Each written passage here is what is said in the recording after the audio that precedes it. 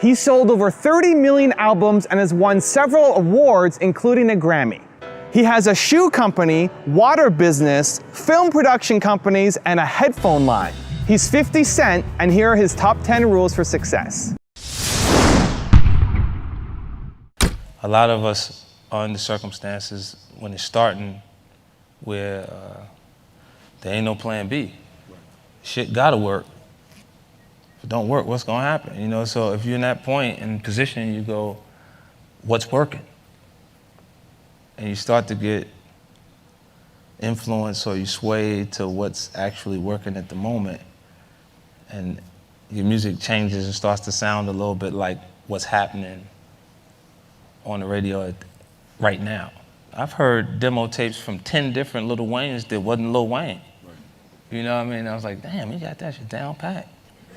That shit sounds like what Wayne did, right? You know what I'm saying? Like, right. And then it's tough. Like, how do you say that it's not good? If what's working right now is that. You know what I'm saying? So you go, damn, like it's good, but it's hard for me to really embrace it because you ain't Lil Wayne. Right. Like, you want me to invest the money in the copy? No, man, I'm saying. That shit ain't gonna work, man. I thought I was ready in '97. Right. And I didn't have a major record company marketing to promote my project till 2003. Right. You know, so for that time period, I had to run on my own energy. You know, I had to convince myself that I'm gonna make it.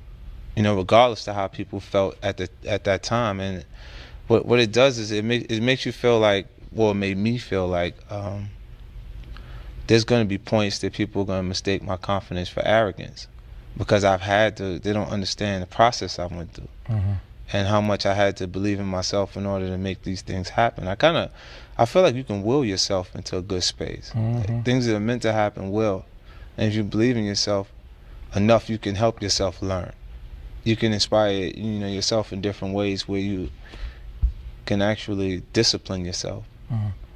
To the point that you can become good enough. Like from '97, like when I started writing, it was full time. Like every day I was writing music because I had no choice. If I was gonna stop hustling, then how was I gonna provide or continue the lifestyle that I created for my son's mom, my son, and myself? I think the things you go through make you who you are. So I don't regret those things. I don't regret them because I don't think I'd be who I am today if I wasn't exposed to those situations. If you ask me, those are unfortunate situations that I've had to experience. And if I had a choice, I would have definitely went in a different direction. I might have wanted to go to school for business instead of having to go through this portion of my life. No matter how much you feel like you're prepared for something, it never happens on your time, like when you think you're ready, like it's supposed to happen. It always happens when it's supposed to happen. Because the period that you feel ready and people are not acknowledging the material the way you feel like they should because it's good, is the time that you actually develop skin thick enough to survive when it does work. Yeah, I'm not interested in the financial outcomes. I want to continue success, but there's no specific mark of finances that'll work. Because to be honest with you, if I'm sitting here with you a year from now, 2 years from now, and they're like, you did it, you're a billionaire. I'm gonna still be saying, yeah, but I got another idea. Right. I got a new idea, and it's what I think is representation of a person who's truly ambitious. Because ambition isn't a learned behavior, it's a part of your natural character, and you'll always find something to be passionate about, or a new goal, or a new... You see guys sell companies $5-6 billion and go, yeah, okay, now what's the next one? I'm a rapper, entrepreneur, a person that has doesn't see limitations. I'm a person who has high expectations for myself, and when I actually start to look at some of the things that I've accomplished, and I become a little more interested in my legacy, like what people remember me as, is what made it more important that I involve myself in philanthropy, because the people that resonate the strongest in their absence have done more for people when they were actually in good positions. And it's why I'm here. There's nothing that can actually compare to when it's right, what it feels like when it's right. The music is just dead right, and it's like that energy that's there. Man, it's a special kind of high that you get addicted to, and you'll chase it for the rest of your actual career.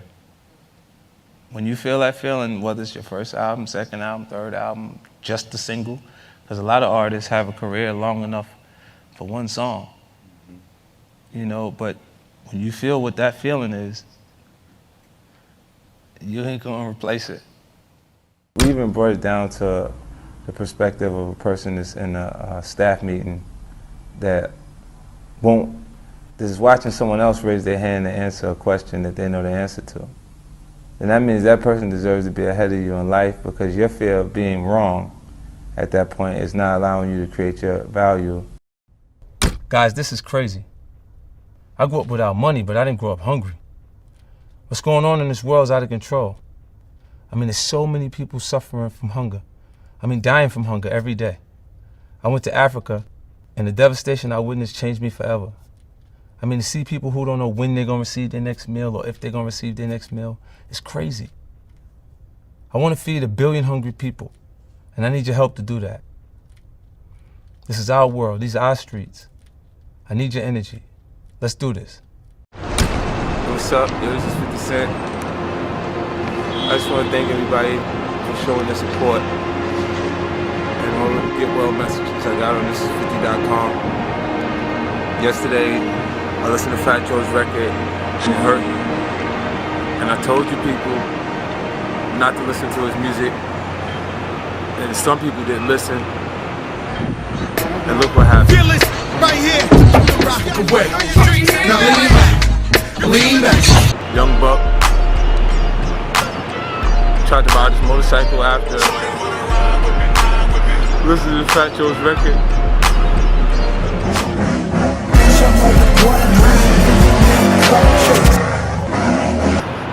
The skateboarders. The people who ride their bikes.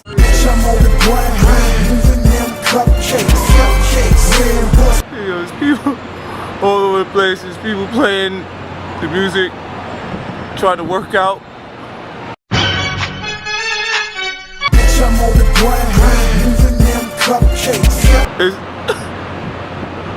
It's terrible.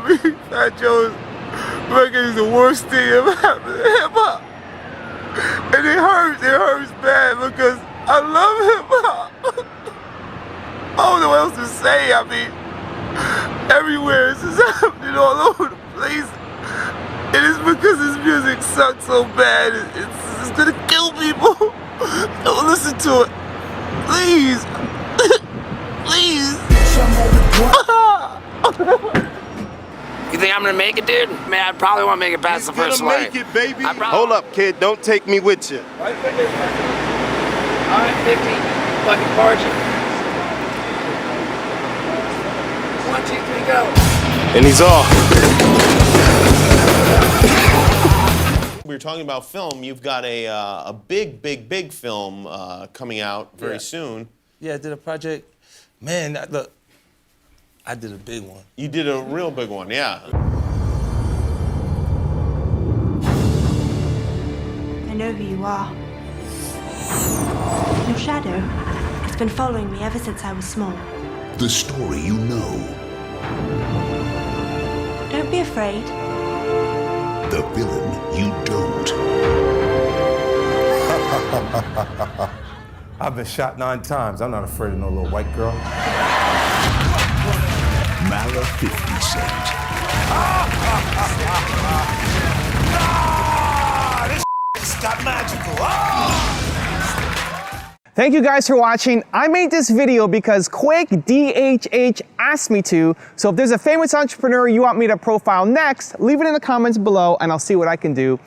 I'd also love to know which of 50 Cent's top 10 lessons are most applicable to you. Which one do you love most and why? Leave it below. I'm going to join in the discussion. Thank you so much for watching. Continue to believe, and I'll see you soon.